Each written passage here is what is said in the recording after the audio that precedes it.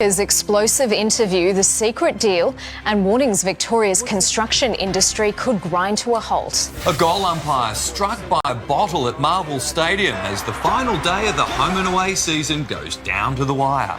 Breaking news, AFL legend Kevin Sheedy admitted to hospital with a mystery illness. Wild weather lashes Victoria. We're tracking the storm front. 6 people injured, including a police officer, as a man armed with a box cutter goes on a horror stabbing spree in Sydney. High alert in the Middle East. Israel and Hezbollah trade blows, fears of a major escalation. And stranded in space, 2 astronauts told they're not coming home until next year. Live from Melbourne, 7 News with Mike Amor and Karina Carvalho starts now. Good evening. There are warnings tonight. Victoria's construction industry could grind to a halt, with angry workers threatening to walk off the job in the wake of their union's demise. In an exclusive interview with Seven, former CFMEU boss John Setka reveals the secret deal that's been broken and the fallout that could cost taxpayers dearly. Forced into administration, John Setka says union loyalists could soon walk out on construction jobs across the country. All the members across the country want a massive rally, massive strike across the thing, and I know the leaders are sort of saying don't do that at the moment because it could get out of control, to be quite honest, because people are very, very angry. The die-hard Labor voter, a believer no more, and he has a message for the Prime Minister and his Labor premiers heading to elections. The Labor Party should be very nervous. I mean, they will get paid back for this. They always do. They think they're going to get a sugar hit. They think there's going to be in the polls, Albo looks tough now because he's taken on the CFMEU. It don't work that way.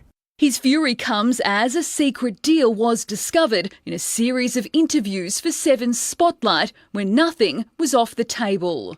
What's the truth about why you resigned from the CFMEU? The truth is there was a deal struck. I offered myself when I heard that there could be an administrator appointed. A claim the federal government didn't deny, and Setka also didn't deny the claims of bikies in the construction division. So there are bikies in the CFMEU? Well, I'd assume there is. There is bikies in all different industries. I mean, it is actually not illegal to be a bikie. Pushed on kickbacks and payments for contracts. You're the head of the most militant union for all those years, and you're telling me you've never seen corruption, you've never seen anything that crosses a line. I have seen things in the past. We've had our own issues in there with people. And we have, over the years, we have dealt with a lot of issues. We have removed people from office. How have you dealt with them? We've dealt with it internally. I mean, we don't go and put it out in headlights. And even with his union in tatters, his job gone, Setka's worries are never over. There are people that want you dead. Probably. How certain are you of that? As certain as you can get. And Chanel Vella joins us on the desk now. Chanel, how much of a worry is this for the Allen government? Mike, union members could walk off jobs as soon as Tuesday. If that happens, Victoria's big build could come to a halt. That would be disastrous for the Allen government, given so many projects are already running behind or cutting it very close to being delayed. And those walk-offs won't just be limited to the CFMEU, with other unions joining in solidarity, all of them furious that administrators have been brought in. Chanel, you've spent a lot of time with John Setka over the past week. Does he wish he'd done anything differently? Well, Karina, nothing was off the limits when I sat down with John Setka. The interview covers allegations around bikies, kickbacks, the current investigations underway and, of course, threats to his life. As for regrets, John Setka doesn't have many, although he probably wishes he didn't agree to a secret deal that guaranteed his exit from the CFMEU. Chanel, thank you. And you can see Chanel's full interview with John Setka tonight on 7 News Spotlight at 8:40 on 7 and 7+. A goal umpire has been hit and injured by a bottle thrown by a fan at Marvel Stadium. Mitch Cleary is inside the ground. Mitch, it's been a dramatic end to the home and away season with more to come. Well, Well, Karina, a day of heartbreak for the Blues. A St Kilda goal in the final 20 seconds now means that Carlton's finals hopes hinge on the final game in the home and away season that comes tonight in Perth. Now, tonight, the AFL and Marvel Stadium officials are looking for that fan in question who faces a potential lifetime ban. The incident took place in the second quarter at the Carlton cheer squad end of the ground. The umpire was shortly subbed out of the game. It's believed the fan responsible ran off shortly after throwing the bottle. Witnesses and those in the area were spoken to by police. The Blues' loss means that their finals fate hinges on the outcome of tonight's Port Adelaide and Fremantle game. Carlton will play in September if Fremantle lose to Port Adelaide. Otherwise, if Fremantle win, the Blues' season will be ended tonight. We'll have all the calculations and what it means shortly in sport. Karina? A bit to play out yet. Mitch Cleary, thank you. AFL legend Kevin Sheedy is in hospital in Queensland being treated for a mystery illness. Emma O'Sullivan has the details, and the 76-year-old became ill while on holiday. Mike, that's right. 7 News understands the former coach has been in hospital for a number of days now. His wife, Geraldine, says Kevin was visiting family on the Sunshine Coast when he got a fever and sought medical treatment. He's since been admitted to hospital to undertake tests to determine the cause of the problem. Like all sports people, he'd prefer not to be spending time on the bench, and he's looking forward to getting back to Melbourne and resuming his commitments as soon as possible. Sheedy was due to step down from his role as a director on Essendon's board at the end of the season. Mike? Emma, thank you. Victoria is being lashed by severe storms that are bringing damaging winds and large hailstones. Sonia Marinelli is tracking the wild weather. Sonia, Melbourne is in the firing line right now. Yes, Karina, the main line of severe storms has passed through and is tracking into eastern Victoria, but there are more to come within the hour as a line of severe cells right now rolls into our western suburbs. These storms are volatile. They are packing damaging winds, powerful enough to bring down large trees, including one that is blocking the Melbourne-bound lanes of the Hume Highway, causing traffic chaos, while at least 9 flights into Tullamarine Airport have been cancelled. Early this afternoon, severe cells pelted the northern suburbs with heavy rain and large hail. It came as those storms formed a squall line and tracked over the state, impacting those in the west right through to the east. Bendigo also hit hard, pelted with large hail. The downpours putting the town at risk of flash flooding as a stream of severe weather warnings continue to flood in. With weather, we expect to get flash flooding, high winds and large hail. With high winds, secure all loose items around the house, and please do not drive through flood water. Karina, I'll be back straight after sport with the latest advice. I'll see you then. Sonia, thank you. There's been another horrifying instance of domestic violence, this time playing out in front of shocked onlookers in Sydney's southwest. A man armed with a box cutter allegedly slashed at his partner while driving, only stopping when he crashed his car. 6 people, including a police officer, were injured. The offender finally taken down with a taser after stabbing himself. Engadine, in the middle of the Prince's Highway, a 58-year-old man covered in blood with a box cutter, shouting as he's surrounded by locals. He was ranting, he was really quite manic. I walked in there and I just went, mate, you need to calm down a bit. Police arrive and with taser drawn, an officer approaches. The man turns and runs as police give chase on the edge of the highway using tasers. And he was running up here, got tasered there, and got tasered up where the...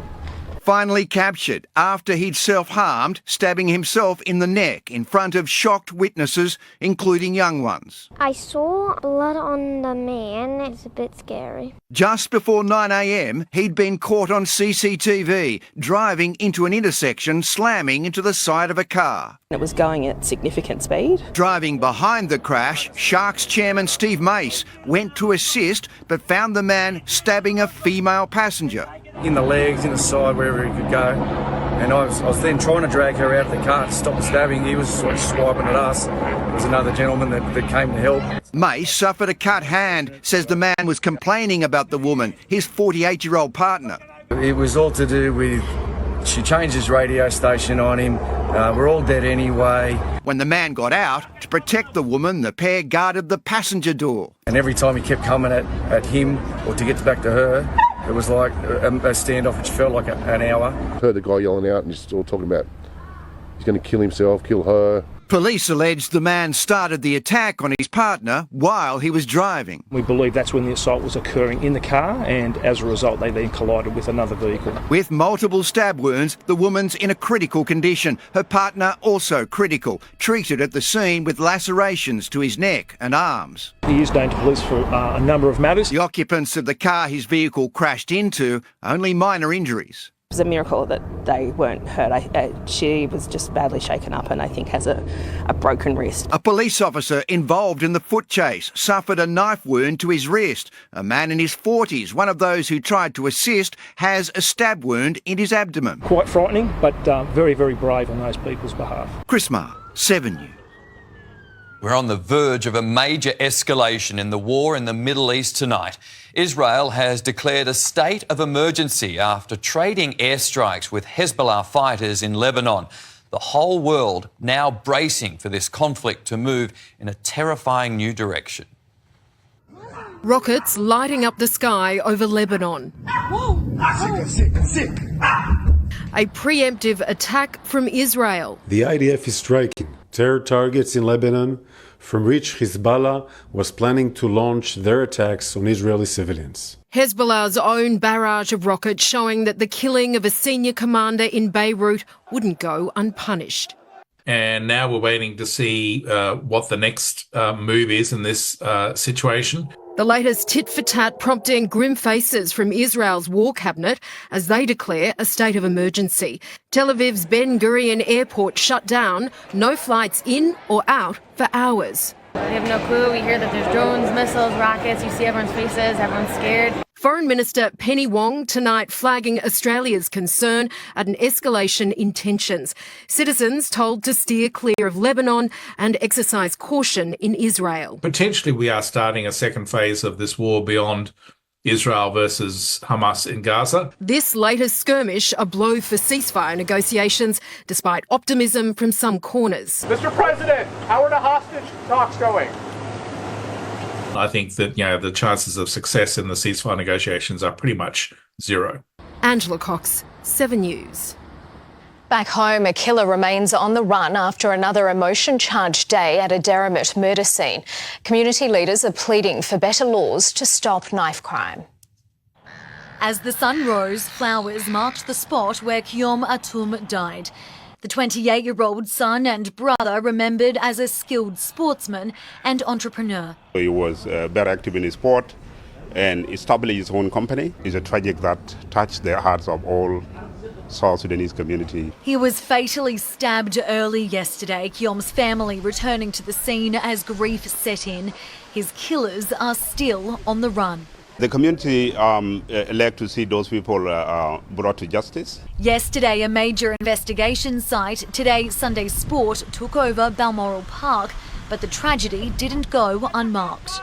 We'll be holding the minute silence just to pay tribute to the family that have lost their son. Literally home turf, it's very disturbing. That was a big shock. Police are forensically testing several knives found at the scene, investigating if they were the fatal weapon. The death has reignited calls for a tougher stance on knife crime. We must give police more powers. We must put more effort when it comes to youth programs. We've also recently announced strengthened measures around declaring areas and giving police additional tools. We need a more strong laws to be put in place because now we have seen across Australia young people buying the knives and use it in the public places. Sarah Jane Bell, 7 News. The Premier and Deputy Prime Minister have put on a show of unity over the suburban rail loop, even though Victoria is still seeking another $9.3 billion in federal funding. The Commonwealth wants more details about the project. The ministers are working together closely on this, working through what the next stages look like.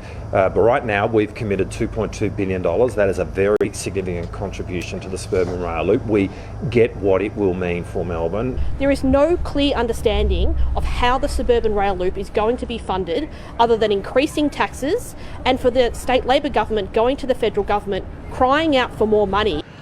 Tunnelling for the first stage of the loop is due to begin in 2026. The two astronauts trapped on the International Space Station won't be coming home until next year.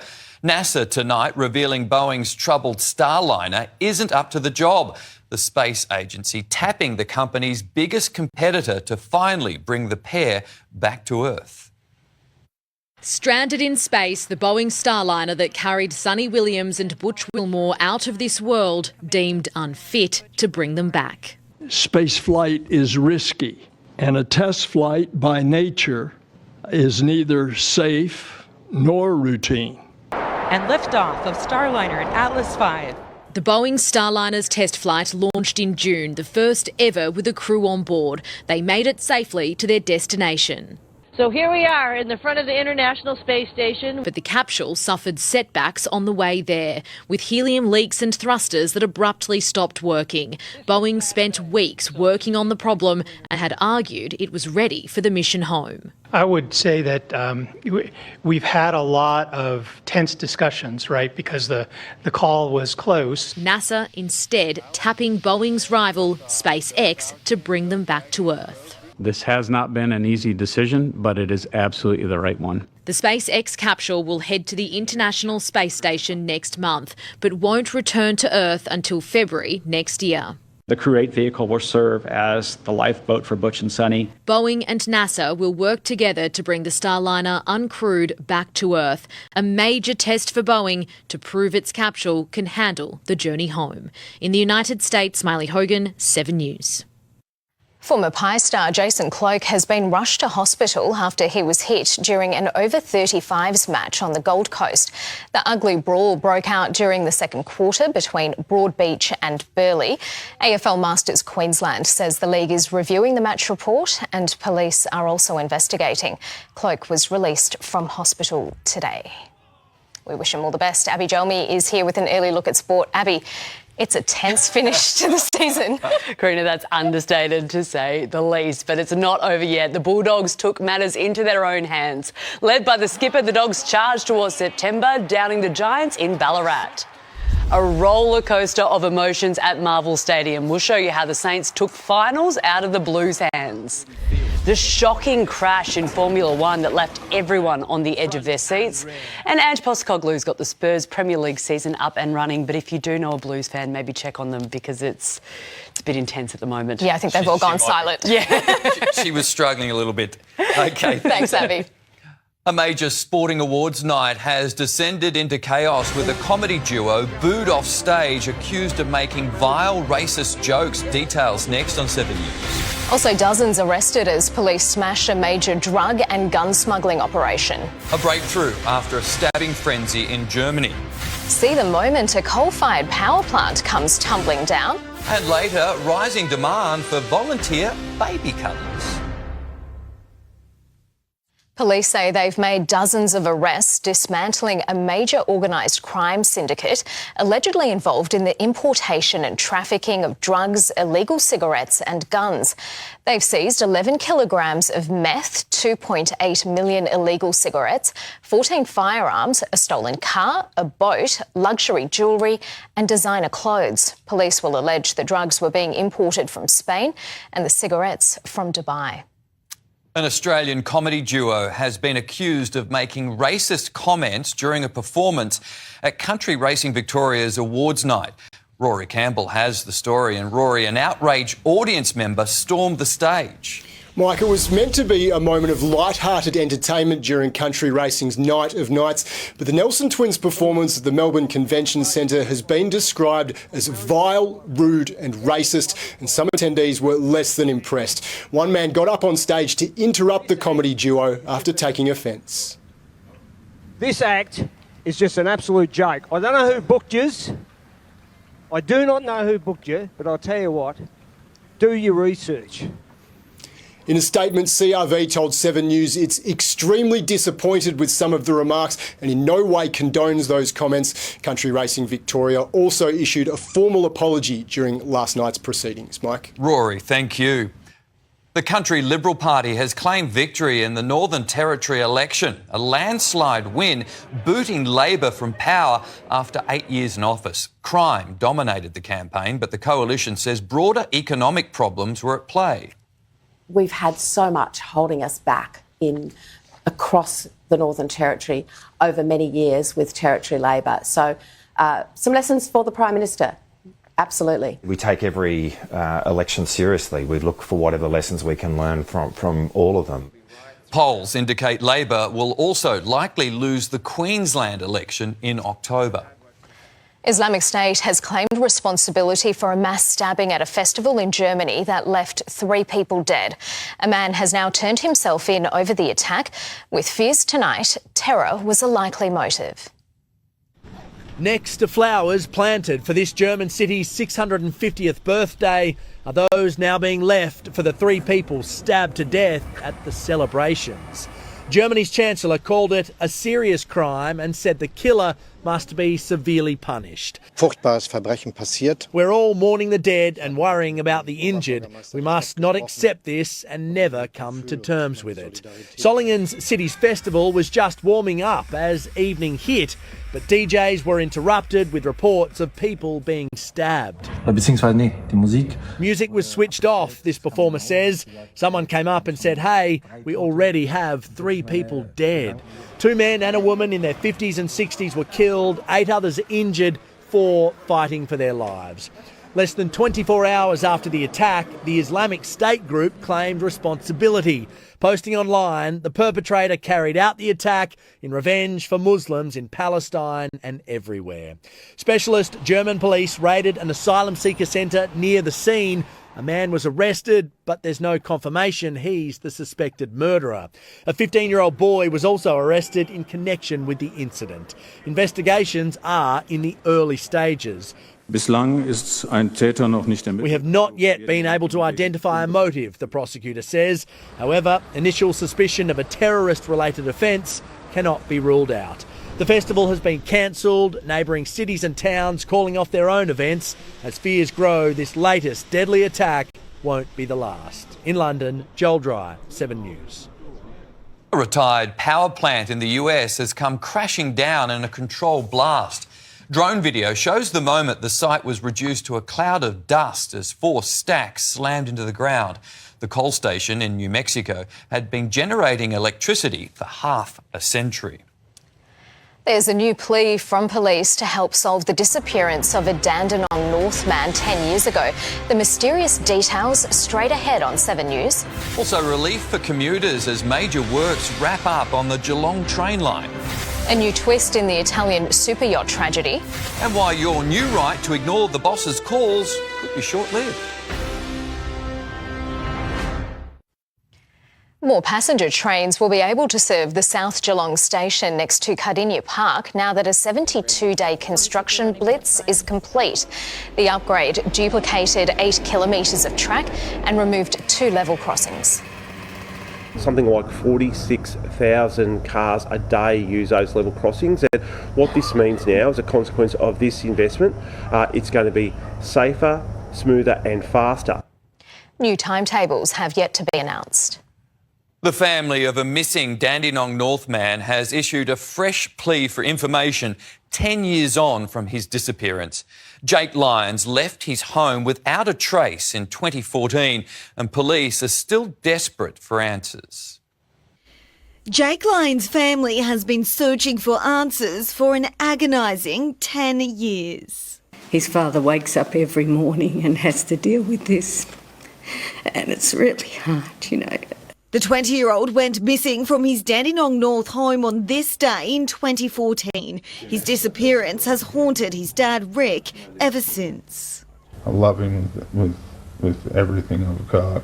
Later that evening, Jake's dad, Rick, discovered the family's Holden Astra was gone. Jake's phone and computer left dismantled in his bedroom.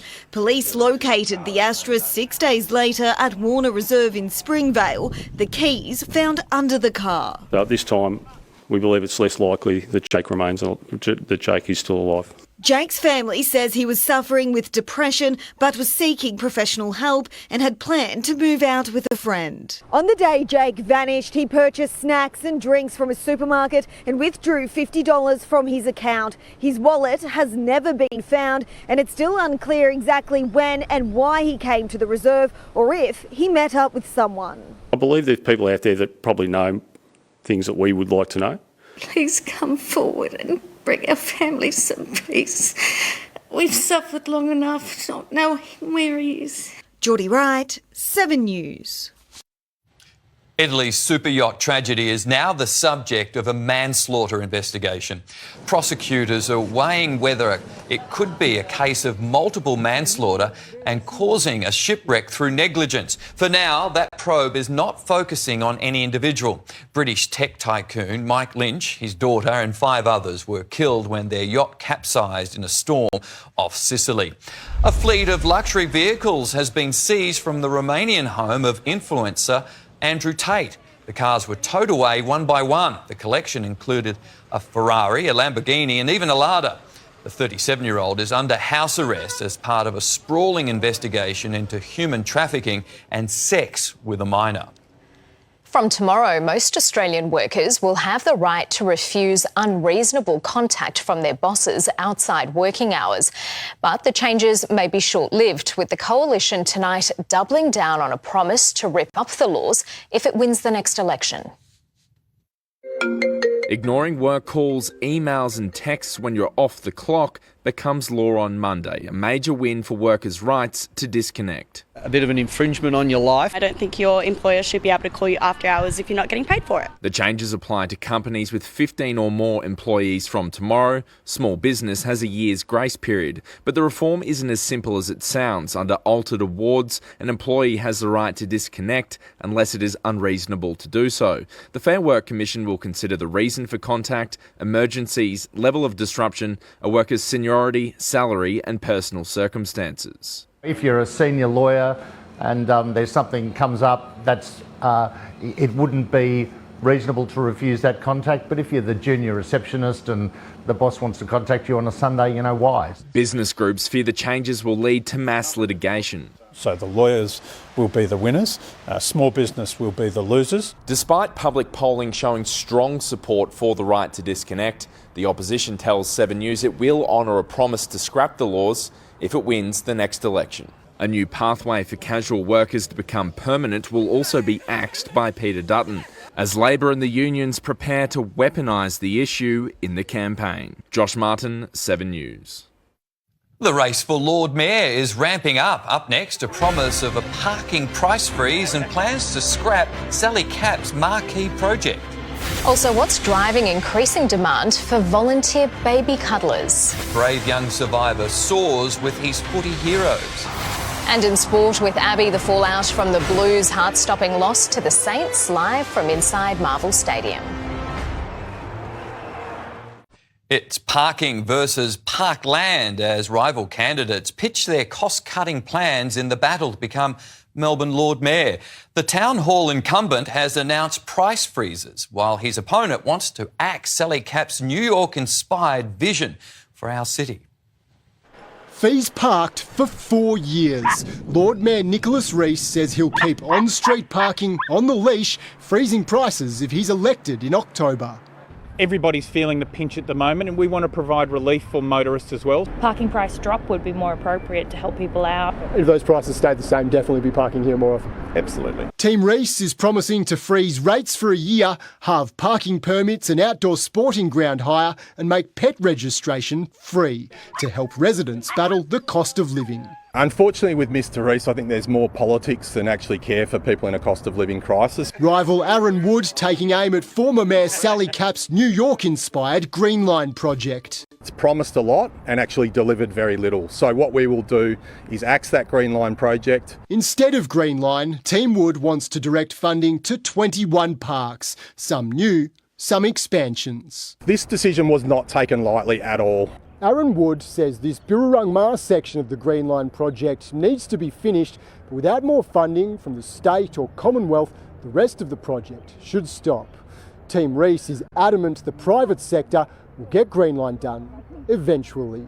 In the last budget, the City of Melbourne rephased the project from being a 4-year project to a 10-year project. So over the next decade, I'm confident it will be delivered. City of Melbourne voters will decide in October. Rory Campbell, 7 News. Ahead on 7 News, a job opportunity that keeps on giving. Selfless volunteers are offering a helping hand to families with preterm and newborn babies. Baby cuddling has become a role in high demand.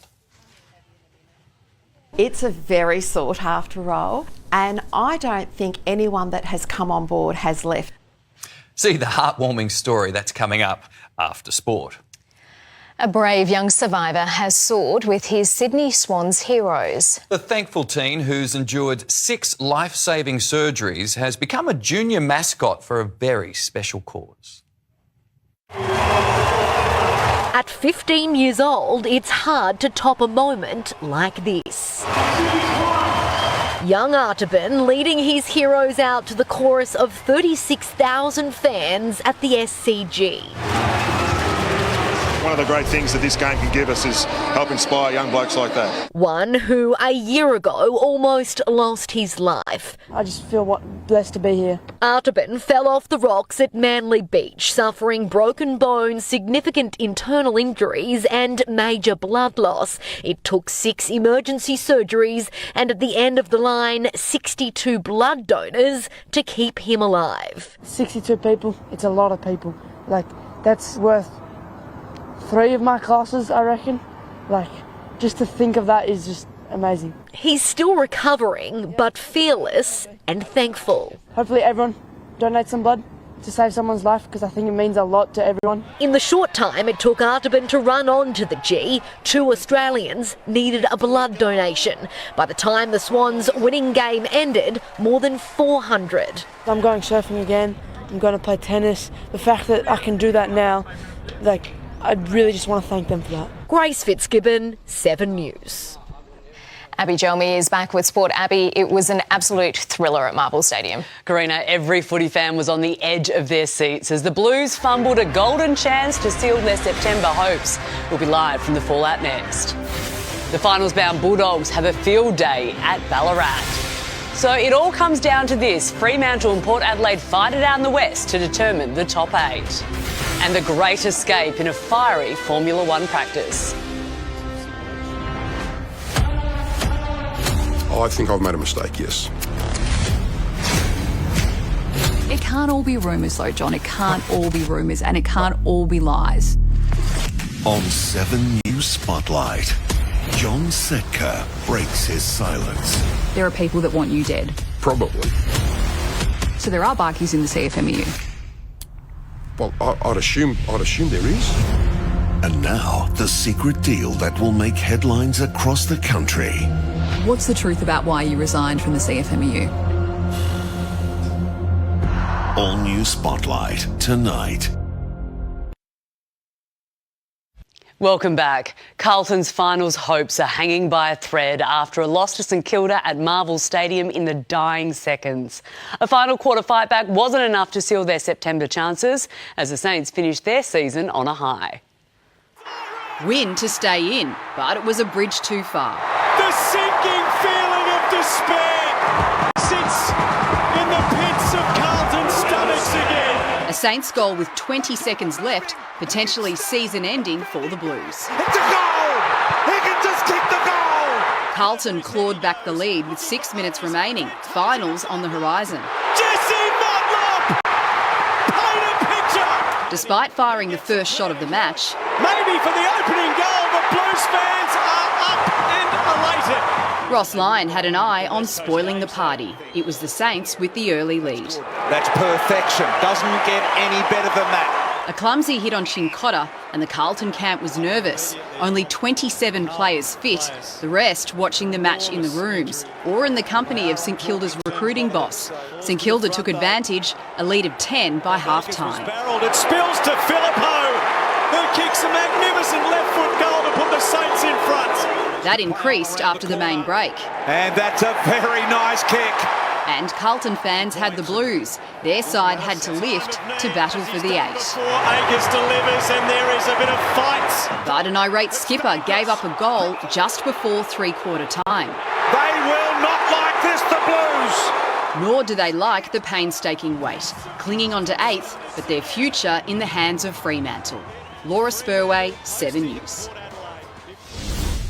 Let's head straight into the rooms with Chief Footy reporter Mitch Cleary. Mitch, the Blues would be a very deflated team right now. Well, Abbey, so heartbroken tonight, the Blues. They've declined a player interview post-game, despite AFL rules stating that every player must be available 20 minutes after each game. There were tears on the final siren among the Carlton fans. They were just sitting second on the ladder only 5 weeks ago. The room's here really sombre. Players have vacated quicker than normal to head home to watch tonight's game. The Saints room's a party vibe. Michael Voss, a shattered man this evening. No, it's heartbreaking. It's absolutely heartbreaking. You know, I don't feel like we certainly lost that game on heart, that's for sure. We lost it in moments. And we probably didn't take all the ones we needed to be able to get the job done. So, shows you what a fingertip does in footy, doesn't it? Is that a good party to spoil? Yeah, it was good. You know, it's always good beating the good sides, and you know, tonight we showed what glimpses of what we stand for as Saints footy. So after 206 games this season, it comes down to the final match. Sydney will host the Giants in a qualifying final. Geelong will play Port Adelaide. That will be at the Adelaide Oval.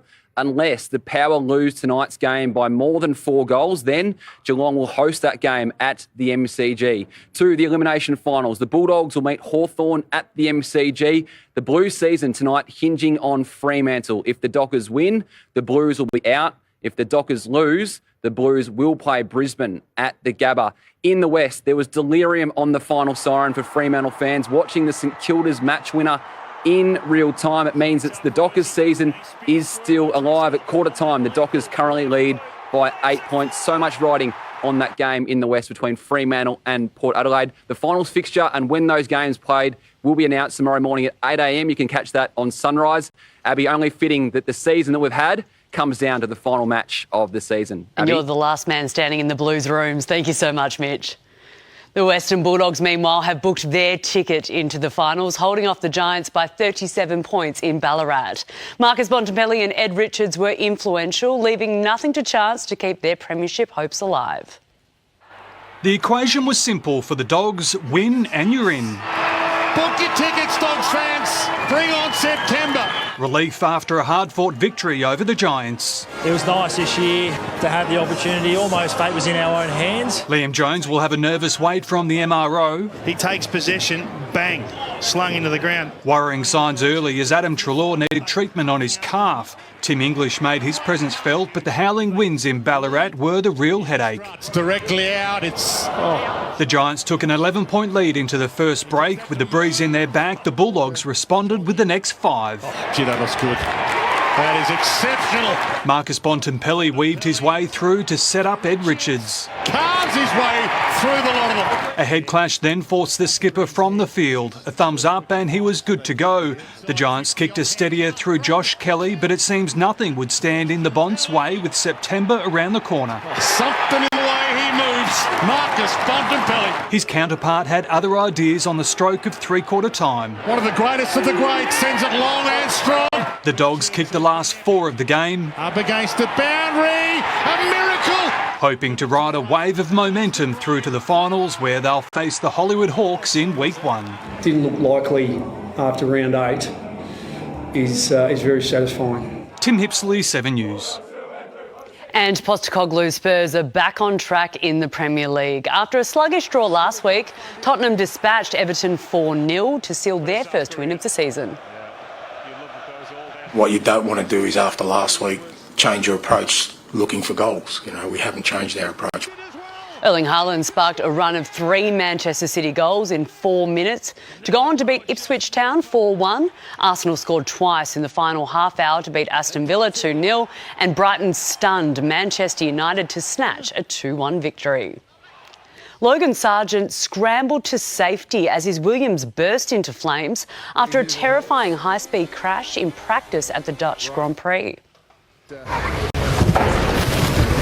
That's the results of what happened. Car's on fire, mate. Car's on fire, so you should jump out. Car's on fire at the rear of the car. The American will start from last on the grid if mechanics can repair the car in time. In qualifying, McLaren's Lando Norris claimed pole ahead of world champ Max Verstappen, with Aussie Oscar Piastri in third. And Adam Scott went from 3 shots in front to 2 behind in a nightmare start to his third round at the BMW Championship in Colorado. The 44-year-old fought back to finish with a 2 over 7. That will take that left turn, and Adam Scott will have a very good look for a birdie.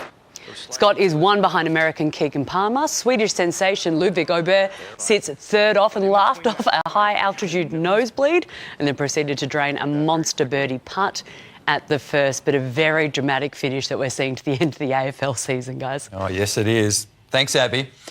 A very special volunteer group is proving the value of baby cuddling. They open their arms and hearts to comfort newborns and help their overloaded families.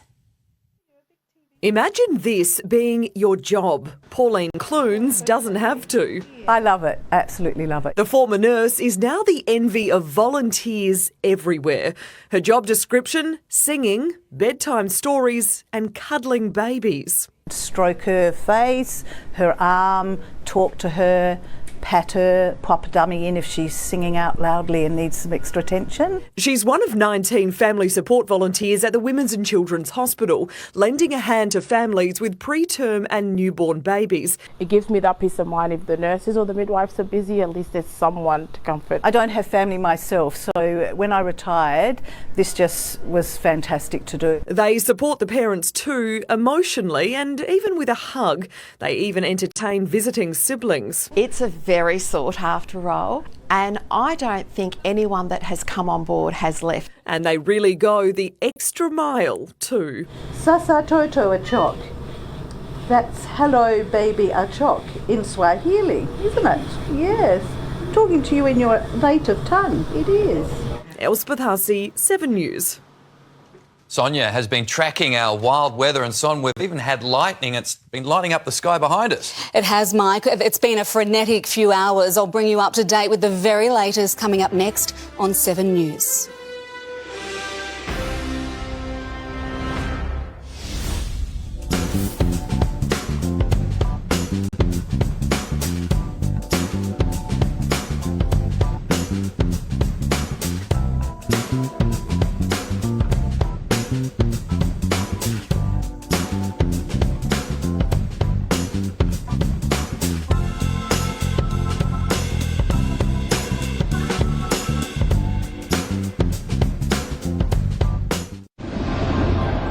Hello again. Severe weather is still gripping the state. These are pictures just in of the latest wave of volatile storms that have been rumbling through Melbourne within the last hour.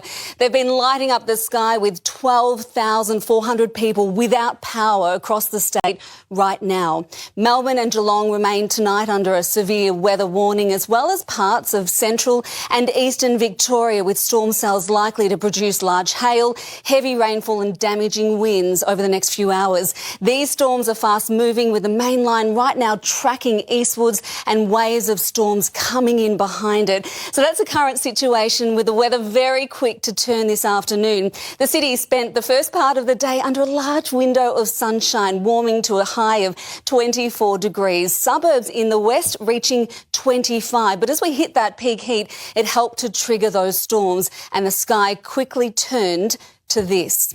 Now, the main lines of storms rolled into the west first, tracking across the state through to the east, causing damaging wind gusts, that pelting hail and, of course, heavy rain. Bendigo hit by a severe cell this afternoon, spending the afternoon at risk of flash flooding.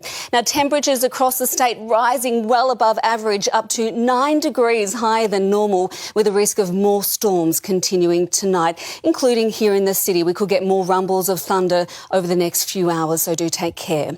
Our severe Foggy weather clears out overnight, but there are more frontal systems lining up to follow, so we are looking at a gusty week ahead with some showers as well. But tomorrow, damaging winds will ease on the Alps early morning as the weather calms down right across the state.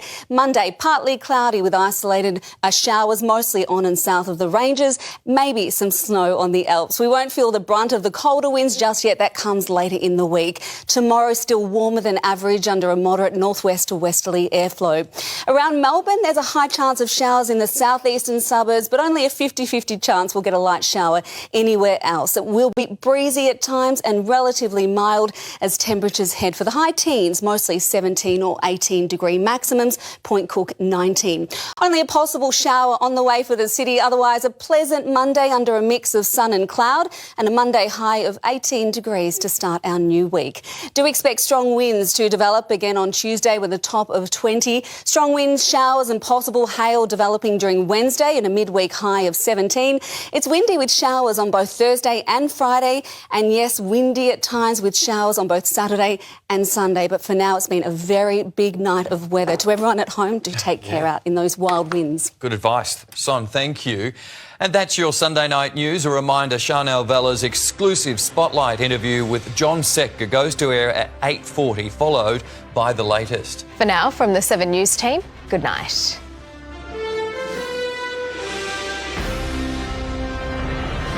The 7 News app will give you the news you want every minute of